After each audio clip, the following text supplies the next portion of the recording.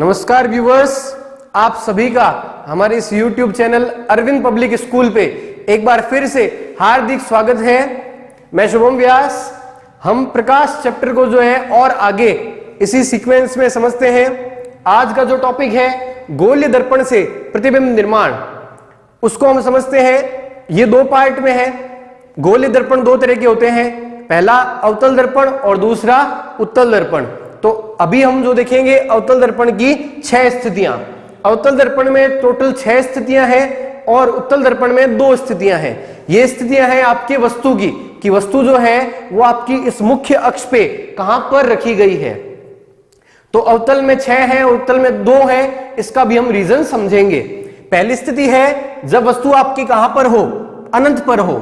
जब बिंब जो है मतलब वस्तु कहां पर है, अनंत पे है, तो अनंत से आने वाली किरणें कैसी होती है, समांतर होती है, या हम कह सकते हैं कि समांतर किरणें ही अनंत पे जाके मिलती है। तो समांतर किरणें हम आपतित करवाते हैं। ये मुख्य अक्ष के समांतर किरणें हमने आपतित करवा दी।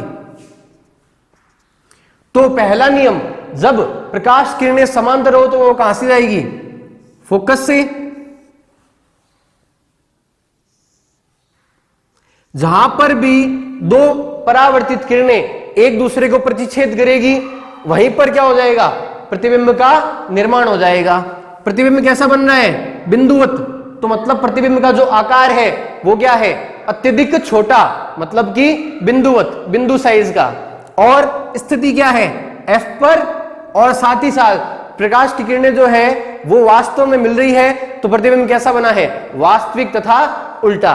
पिछले लेक्चर में हमने डिस्कस किया कि प्रतिबिंब जो है वास्तविक जो होता है वो उल्टा होता है और आभासी जो होते हैं वो होते हैं सीधे। तो अभी कैसा बनेगा, वास्तविक तथा उल्टा। और साइज क्या है, बिंदु, एकदम बिंदु साइज का मिल रहा है अपने को। मुख्य अक्ष पे ही जो है वो पॉइंट मिल रहा है, कहां पर, F पर। तो जब बिंब जो है कहां पर हो, अनंत पे, तो प्रतिबिंब कहां पर होगा, F पर, और साइज क्या होगा, बहुत ही छोटा, और वास्तविक तथा उल्टा। ये थी अपनी पहली स्थिति। दूसरी स्थिति में हम क्या करते हैं, वस्तु को थोड़ा और दर्पण के पास में लाते हैं। ये है अपनी वस्तु, ये A और ये B, ये वस्तु का हेड और ये टेल। एक किरण हम निकाल दें मुख्य अक्ष के समांतर, ये थोड़ा सा समांतर किरण कर दे इसको हम। समांतर किरण कहां से जाएगी, F से। अब देखिए यहां पर तो जो है वस्तु कहां पर थी, अनंत पे, तो अनंत से आने वाली सारी किरणें क्या होती है, समांतर होती है। लेकिन अब जो वस्तु है वो अनंत पे नहीं है, अनंत और C के क्या है, बीच में, अनंत व C के बीच में है। तो अब क्या है, एक किरण तो हमने निकाल दी मुख्य अक्ष के समांतर, दूसरी किरण हम निकालते हैं F से। तो F से जाने वाली कहां से, मुख्य अक्ष के समांतर हो जाएगी। दूसरा नियम, पहला नियम क्या था, समांतर है तो फोकस से, और फोकस से है तो समांतर। पहले नियम का ही रिवर्स, जहां पर दो परावर्तित किरणें एक दूसरे को प्रतिच्छेद करती है, वहीं पर क्या बन जाता है, प्रतिबिंब बन जाता है। ये A' और ये B'। साइज जो है वस्तु से क्या है, छोटा है। प्रतिबिंब की स्थिति क्या है, C और F के बीच में है, और वास्तविक तथा उल्टा। जो वस्तु की, प्रतिबिंब की जो आपकी प्रकृति है वो कैसी है, वास्तविक तथा उल्टा प्रतिबिंब। अब आप गौर कर रहे हैं कि यहां पर जो आपके प्रतिबिंब का आकार है वो बिंदुवत है, और यहां पर बिंदु नहीं है, थोड़ा सा क्या है, थोड़ा साइज बढ़ गया अपने ही कंपेयर में। अभी वस्तु के कंपेयर में साइज कम है, लेकिन अपने ही कंपेयर में जो है प्रतिबिंब का साइज बढ़ गया। पहले वस्तु अनंत पे थी तब प्रतिबिंब कहां पर बना था, F पे। अब वस्तु जो है वो थोड़ी सी पास में आ गई है, अनंत से थोड़ा पास में आ गई है, तो प्रतिबिंब देखिए F से दूर हट गया है। अब हम तीसरी स्थिति को समझते हैं। तीसरी स्थिति, जब वस्तु कहां पर हो, C पर। C पर रखेंगे वस्तु को, ये A और ये B, हेड और टेल। पहली किरण को हम क्या निकाल देंगे, मुख्य अक्ष के समांतर। कहां से जाएगी, F से, पहला नियम। दूसरा नियम, F से निकालेंगे तो क्या हो जाएगी, समांतर हो जाएगी। जहां पर दोनों परावर्तित किरणें एक दूसरे को आपस में प्रतिच्छेद करती है, वहीं पर क्या बन जाता है, प्रतिबिंब, A' B'। आप गौर कर रहे हैं कि अब जो है प्रतिबिंब कहां पर बना है, सी पर ही, वस्तु के साइज के बराबर है और प्रकृति वास्तविक तथा उल्टा। वेरिएशन को आप चेक करिए, जब अनंत पे थी तब प्रतिबिंब कहां पे बना था, एफ पे, और साइज वस्तु का बहुत ही क्या था, बड़ा, और प्रतिबिंब का साइज बहुत ही क्या था, छोटा। फिर हम वस्तु को थोड़ा सा पास में लेके आए, कहां पर, अनंत और सी के बीच में। दूसरी स्थिति, अनंत व सी के बीच में, तो प्रतिबिंब कहां पर बना था, एफ और सी के बीच में, मतलब एफ से थोड़ा सा आगे खिसक गया था, और प्रतिबिंब जो है उसका कुछ ना कुछ हमें साइज भी मिला था, बिंदुवत नहीं था। हाँ, वस्तु से जो है वो छोटा था, लेकिन अपने ही कंपेयर में उसका साइज थोड़ा सा बढ़ गया। अब जो है प्रतिबिंब का साइज थोड़ा सा और बढ़ के वस्तु के साइज के बराबर हो गया, और थोड़ा सा जैसे ही हमने वस्तु को थोड़ा और आगे लेके आए, मतलब अनंत और सी के बीच में था, उससे थोड़ा और आगे, मतलब सी पे लेके आए, तो प्रतिबिंब भी जो है एफ और सी से थोड़ा सा और आगे खिसक के, मतलब कहां पर, सी पर ही आ गया। यह है तीसरी स्थिति, जब प्रतिबिंब और वस्तु दोनों एक स्थिति पर होते हैं और दोनों की जो आपके साइज है वो एक जैसी होती है। चौथे में जो है वो वेरिएशन आपको और क्लियर होगा जब वस्तु को हम कहां पर रखेंगे, सी और एफ के बीच में, सी से थोड़ा और आगे ले जाएंगे। ये प्लेस किया हमने यहाँ पर वस्तु को ए और बी। एक किरण को हम निकाल देंगे समांतर, मुख्य अक्ष के समांतर, वो कहां से जाएगी, एफ से। दूसरी किरण को हम एफ से निकालेंगे, वो क्या हो जाएगी, मुख्य अक्ष के समांतर हो जाएगी। दोनों किरणें, दोनों परावर्तित किरणें जहां पर एक दूसरे को प्रतिच्छेद करती है, वहीं पर क्या बन जाता है, प्रतिबिंब बन जाता है, ए डैश और बी डैश। अब आप और वेरिएशन को चेक करिए, जब वस्तु कहां पर है, सी से भी थोड़ा आगे, मतलब सी और एफ के बीच में है, तब आपका प्रतिबिंब जो है वो सी से थोड़ा और आगे खिसक गया, मतलब सी और अनंत के बीच में, वक्रता केंद्र और अनंत के बीच में आपका प्रतिबिंब प्लेस हो गया, और साथ ही साथ साइज भी जो है वस्तु से थोड़ा क्या हो गया, अब बढ़ गया। आप वेरिएशन को लगातार चेक कीजिए, वस्तु जो है वो दर्पण के हम पास में लेके आ रहे हैं, तो प्रतिबिंब जो है वो दर्पण से दूर खिसक रहा है, और वस्तु का साइज हम धीरे धीरे क्या कर रहे हैं, छोटा कर रहे हैं, तो प्रतिबिंब का साइज धीरे धीरे बढ़ रहा है। इस वेरिएशन को चेक करते हुए पांचवी स्थिति पे चलते हैं। पांचवी स्थिति में वस्तु कहां पर रखी हुई है, एफ पे। हम थोड़ा सा वस्तु को और आगे लेके आ गए, कहां पर, एफ पर, मतलब मुख्य फोकस पर प्लेस करते हैं। ये ए और ये बी, हेड और टेल को प्लेस कर दिया। एक किरण को तो हम क्या निकाल देंगे, मुख्य अक्ष के समांतर, और वो कहां से जाएगी, एफ से गुजर जाएगी। अब यहां पर अभी पिछली चारों स्थितियों में हमने जो है पहले जो दो नियम समझे थे, टोटल जो है प्रतिबिंब निर्माण के 4 नियम है, उसमें से हमने अभी तक केवल 2 नियम काम में लिए हैं, पहला और दूसरा। अब देखिए, पहला नियम तो यहां पर काम में आ गया, मुख्य अक्ष के समांतर कहां से जाएगी, एफ से। अब दूसरा नियम क्या है, एफ से निकालने पर वो कहां से हो जाएगी, समांतर। अब आप सोचें, इस वस्तु से एक ऐसी प्रकाश किरण निकालूं जो कहां से निकले, एफ से, तो क्या ये दर्पण से टकराएगी, बिल्कुल नहीं। तो अब हमको यहां पर जो है तीसरे और चौथे नियम पे भी जो है ध्यान देने की आवश्यकता होगी, उसको, उनको भी जो है, उनकी भी हम हेल्प लेंगे। यहां पर दूसरा नियम हम यहां पर लगा नहीं सकते, रीजन समझ गए आप, जब एफ से निकालूंगा तो ये ऐसे चली जाएगी ना, दर्पण से नहीं टकराएगी। तीसरा नियम क्या है, तीसरा नियम ये कहता है कि प्रकाश किरण सी से आएगी तो वापस सी से ही जाएगी।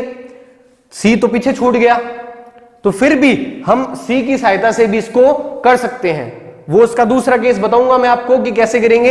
अभी हम जो है मोस्ट एप्रोप्रिएट जो है वो कौन सा है, चौथा नियम। चौथा नियम क्या कहता है, तिर्यक किरण वाला, कि एक ऐसी प्रकाश किरण जो क्या हो, दर्पण के मुख्य अक्ष के साथ कोई ना कोई कोण बनाती हो। आपतित किरण अभिलंब के साथ में जो कोण बनाती है उसको हम कहते हैं कोण आई, आपतन कोण। और परावर्तन के दूसरे नियम से कोण आई बराबर कोण आर, मतलब जितना कोण ये है आपतित किरण का, उतना ही कोण किसका हो जाएगा, परावर्तित किरण का, कोण आर। कोण आई और आर बराबर होते हैं। जो पहली स्थिति हमने बहुत ही बेसिक कंसेप्ट जब समझे थे उस टाइम की ही बात है, ये वही नियम है, कोण आई बराबर कोण आर। एग्जैक्टली ये वही है, कोण आई बराबर कोण आर। अब इन दोनों किरणों को जो है आप देखिए, ये क्या है, एक दूसरे के समांतर। समांतर किरणें कहां पर मिलती है, अनंत पे, ये क्या हो गया, पहले नियम का ही, पहली स्थिति का ही रिवर्स। पहली स्थिति कहां पर थी, अनंत पे, तो प्रतिबिंब कहां पर बन रहा था, एफ पर। अब देखिए पांचवी स्थिति क्या हो गई, जब वस्तु कहां पर है, बिंब कहां पर है, एफ पर, तो प्रतिबिंब कहां पर बन रहा है, अनंत पे। वस्तु का साइज जितना भी है, लेकिन प्रतिबिंब का साइज बहुत ही क्या होगा, बड़ा होगा। अनंत पे जाते जाते उसका साइज क्या हो जाएगा, बहुत ही ज्यादा हो जाएगा। तो अब देखिए, ये तो मैंने पहले नियम और चौथे नियम की सहायता से इसको किया। आप इसको जो है तीसरे नियम की सहायता से भी कर सकते हैं। पहली किरण जो है उसको तो एज इट इज आप वैसे ही रखेंगे, काम में लेंगे। मैं चौथे नियम को नहीं करके अगर तीसरे नियम से करूं, कौन सा, अभिलंब किरण वाला, जब प्रकाश की किरण कहां से आपतित हो, सी से, तो वापस वो कहां से जाएगी, सी से ही जाएगी। वहां से भी हम कर सकते हैं। कैसे करेंगे, सी से लेके जितनी इस वस्तु की डिस्टेंस है, मतलब एफ, यहां तक हम जो है प्रकाश की किरण को आता हुआ दिखाएंगे, क्योंकि ये जो है इमेजिनरी बात है, ये रियल बात नहीं है। रियल बात कहां से स्टार्ट होगी, इसके आगे से।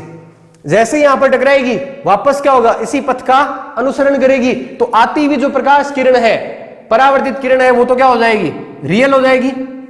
अब देखिए, ये किरण और ये किरण भी आपस में क्या है, समांतर है, तो वापस रिजल्ट्स जो है वो सेम प्राप्त होंगे हमें। तो आपको ये ध्यान में रखना है कि किन्हीं भी दो नियमों को आपको यूज करना है। कोई भी दो नियम आपकी जो सहूलियत हो वो आप यूज कर सकते हो, आपके रिजल्ट्स जो है वो सेम ही मिलेंगे। तो इस स्थिति में भी जो है आपके दोनों प्रकाश किरणें कहां पर मिलेगी, अनंत पे मिलेगी। प्रतिबिंब कहां पर बनेगा, अनंत पे बनेगा। छठी स्थिति जो है वो सबसे ज्यादा इंटरेस्टिंग है, क्योंकि इसमें जो रिजल्ट्स है वो एकदम ही क्या हो जाते हैं, चेंज। अब मैं वस्तु को थोड़ा और आगे प्लेस कर रहा हूं, एफ और पी के बीच में, ये ए और ये बी। अब देखिए, समांतर अगर निकालूंगा तो वो कहां से जाएगी, फोकस से। आप कल्पना कीजिए, समांतर निकली, कहां से जाएगी, फोकस से, मतलब वस्तु को काटते हुए जा रही है प्रकाश किरण, तो अपना जो प्रतिबिंब है वो सुस्पष्ट नहीं बनेगा। तो पहला नियम हम यहां पर नहीं लगा सकते। दूसरा नियम क्या है, प्रकाश की किरण एफ से, तो एफ पीछे छूट गया, तो अभी हमने जो यहां पर यूज किया था वही हम यहां पर यूज करेंगे। यहां तक तो हम प्रकाश की किरण को आता हुआ बताएंगे, आभासी हो जाएगी, और यहां से आगे क्या हो जाएगी, वास्तविक। अब ये प्रकाश किरण जो है वास्तव में तो यहां से निकल रही है, लेकिन पीछे जब इसको बढ़ाएंगे तो ये क्या लगेगा कि ये मुख्य फोकस से आती हुई प्रतीत हो रही है। अब दूसरा नियम काम में लगाएंगे यहां पर, जब एफ से आ रही हो प्रकाश किरण तो परावर्तन के पश्चात वो क्या हो जाएगी, मुख्य अक्ष के समांतर हो जाएगी, मुख्य अक्ष के समांतर हो जाएगी। दूसरा, अब दूसरी किरण कहां से निकालेंगे, सी से, तो सी से निकालेंगे तो यहां तक वस्तु तक तो वो क्या रहेगी, आभासी।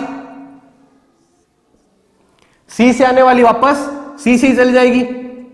इस तरह से ये दोनों किरणें आपस में जो है समांतर नहीं है, तो ये अनंत पर नहीं मिलेगी कहीं पर भी।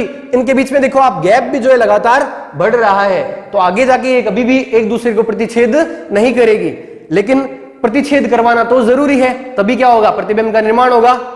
तो इसको हम क्या करेंगे, पीछे खुद बढ़ाएंगे। जब खुद बढ़ाएंगे तो प्रतिबिंब जो है वो वास्तविक नहीं होगा, वो क्या बनेगा, आभासी प्रतिबिंब। और आभासी प्रतिबिंब हमेशा क्या होते हैं, सीधे होते हैं। सीधा मतलब मुख्य अक्ष के ऊपर, और वस्तु से जो है साइज क्या हो गया प्रतिबिंब का, बड़ा हो गया। तो ये जो छठी स्थिति है ये बहुत ही ज्यादा इंपॉर्टेंट है। इसको आप जो है ये जो दो रूल लगाए हैं, इसके अलावा भी किन्हीं दो नियमों से आप कर सकते हैं। जैसे चौथा नियम लगाएंगे तो क्या होगा, ये कोण आई तो ये कोण आर। अब आप देखिए, इनको भी मिला देंगे तब भी यहीं पर मिलेगी, इनको भी पीछे मिलाएंगे तब भी इसी पॉइंट पे मिलेगी। मतलब आपके रिजल्ट्स जो है वो चेंज नहीं होंगे, आप कितने भी नियमों को यूज कर लें। एक बार में आपको दो नियम यूज करने हैं। ये थी आपके अवतल दर्पण की 6 स्थितियां। छठी स्थिति जो है मैं फिर से रिपीट कर देता हूं, प्रतिबिंब जो है वो कहां पर बन रहा है, दर्पण के पीछे, आभासी और सीधा, और वस्तु से बड़ा। अब देखते हैं उत्तल दर्पण की दोनों स्थितियां। अब हम समझते हैं उत्तल दर्पण से प्रतिबिंब निर्माण। इससे पहले हमने देखा था अवतल दर्पण से प्रतिबिंब निर्माण और उसकी कितनी, 6 स्थितियां। अब हम देख रहे हैं उत्तल दर्पण से प्रतिबिंब निर्माण और उसकी कितनी, 2 स्थितियां। पहली जब वस्तु अनंत पर हो और दूसरी जब अनंत और P के बीच में हो। अब आप देख रहे हैं कि इसमें केवल दो ही स्थितियां हैं। ऐसा क्यों? उत्तल दर्पण वो होता है जिसके अंदर में पॉलिश हो और बाहर वाली जो पृष्ठ है वो परावर्तक हो। हमने इस उत्तल दर्पण को इस हिसाब से प्लेस किया है कि हमको अभी भी जो है वस्तु को लेफ्ट में ही रखना है, प्रकाश की किरणें लेफ्ट से ही आपतित करवानी है। मैं इसको ऐसे भी बना सकता था, इस तरह से, पॉलिश अंदर की साइड में, बाहर वाली परावर्तक पृष्ठ, लेकिन फिर उस कंडीशन में जो अपना स्टैंडर्ड रूल है उसका उल्लंघन होता। यहां से जो है प्रकाश की किरण आती राइट साइड से, वो हमको नहीं करना, तो वो कहां से लेके आनी है? लेफ्ट साइड से। तो अब लेकिन स्थितियां जो है वो दो ही क्यों बनेगी? पहली जो कहां पर हो? जब अनंत पर, और दूसरी कौन सी?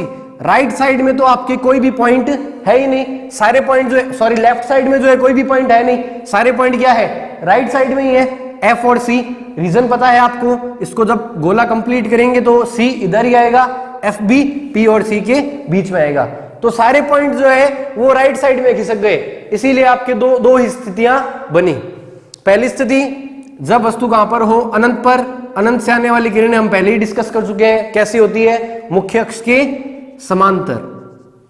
अब ज्यामिति के अनुसार ये आप देखिए एक उभरी हुई सतह है, तो यहां से टकरा कर ऐसे नीचे की साइड में तो आएगी नहीं, प्रकाश की किरण कैसे जाएगी?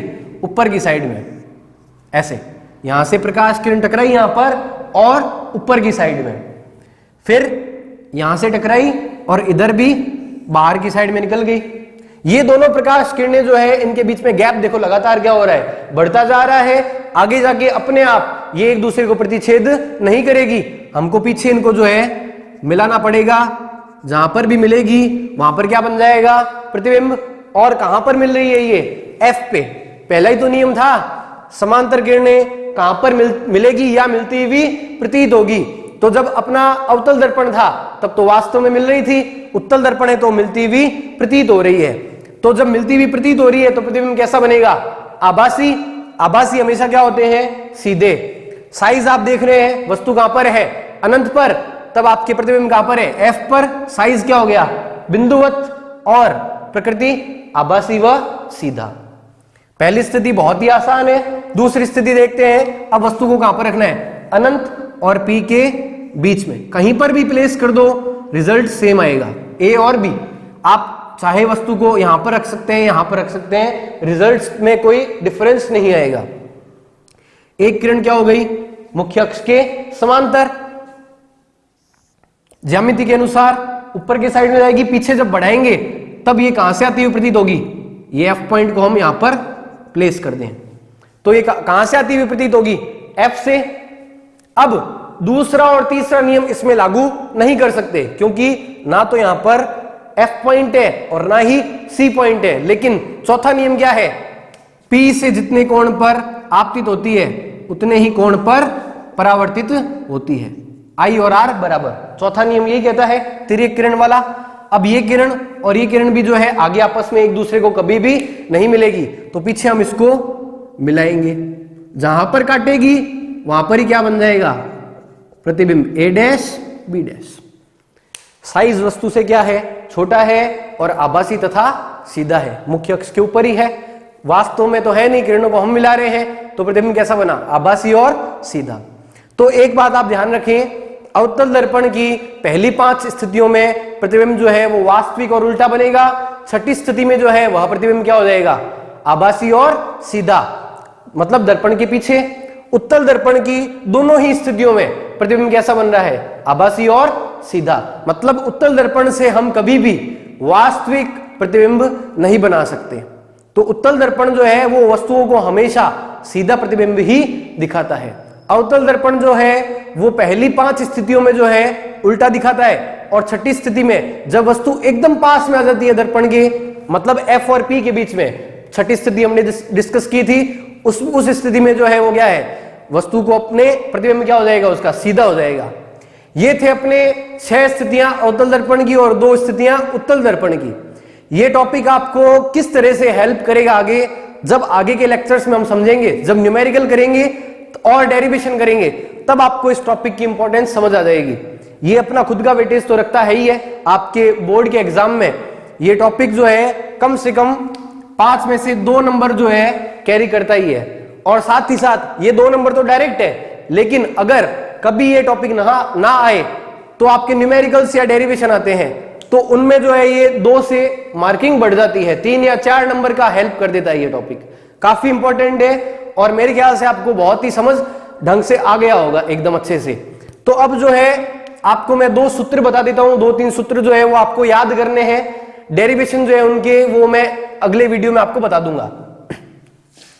एक है आपके दर्पण सूत्र 1/v + 1/u बराबर 1/f, जहां पे u, v और f का मतलब मैंने आपको पहले बता दिया था, फिर से बता दूं आपको। स्मॉल f जो है इसका मतलब है फोकस दूरी, u का मतलब क्या है, वस्तु जो है दर्पण से कितनी दूरी पर रखी हुई है, मतलब बिंब की दूरी। और v ABCD में जो है u पहले आता है फिर क्या आता है v, तो पहले क्या होगा बिंब, फिर क्या आएगा प्रतिबिंब। तो ये जो है प्रतिबिंब की दर्पण से दूरी, मतलब v जो है प्रतिबिंब की दर्पण से दूरी, जो इमेज बनी है वो दर्पण से कितनी दूरी पर है, UVF समझ आ गया आपको। ये है आपके क्या दर्पण सूत्र, बहुत ही इंपॉर्टेंट है, न्यूमेरिकल्स आते ही है इस पे। एक और डिस्कस किया था हमने R = 2f, जो आपके वक्रता त्रिज्या है R, रेडियस ऑफ कर्वेचर, ये आपके ट्वाइस होती है किसका, फोकल लेंथ का, फोकस दूरी का। तो R = 2f, ये भी इंपॉर्टेंट है। और एक आवर्धन का M = h'/h, ये तीनों आपको जो है ध्यान में रखने हैं। तो थैंक्स फॉर वॉचिंग।